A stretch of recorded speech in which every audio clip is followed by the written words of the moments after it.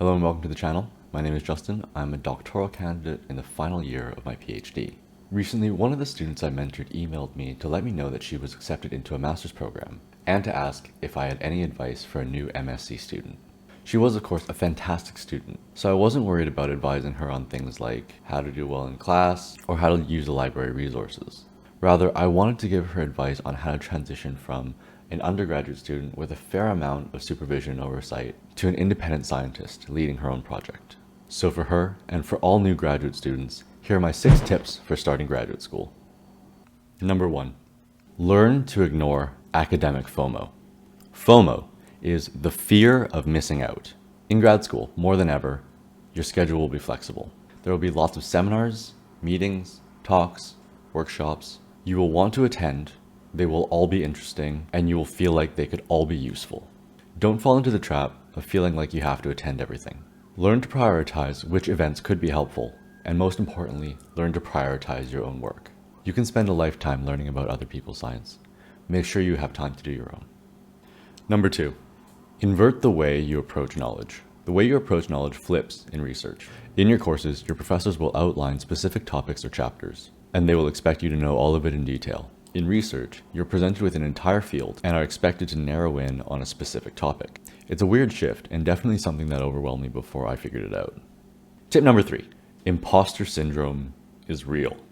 Don't ever believe that you don't deserve to be where you are.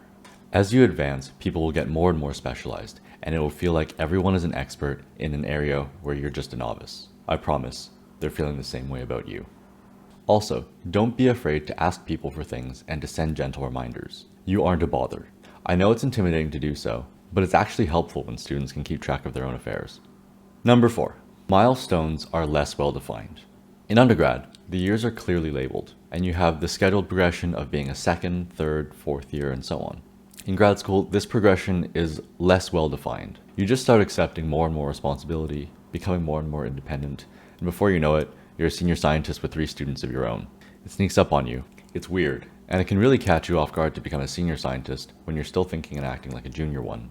Number 5, you are responsible for your own definition of success. Grad school is absolutely not one size fits all. You have to think about what your end goal is and work backwards from there. What is your end goal? What training or certifications will you need to get there? And what project should you take on in order to get that training and certification? Career objectives and degree goals should be discussed once, preferably twice per year, with your supervisor and your committee. Goal setting is incredibly important. Which brings me to number 6, plan to plan. This is probably the most important one, which is why I saved it for last. Like I said before, your schedule will largely be your own. And as you advance, you'll become more and more independent. And the independence and freedom will catch you off guard. Managing a team is a full-time job, so it's logical to carve off a small amount of time each week to manage yourself.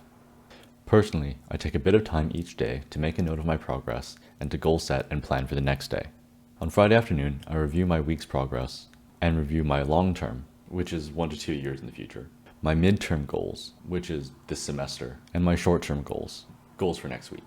It's fine if the long-term and the midterm goals don't change very often. In fact, they shouldn't change too often, but I find reviewing them each week is helpful.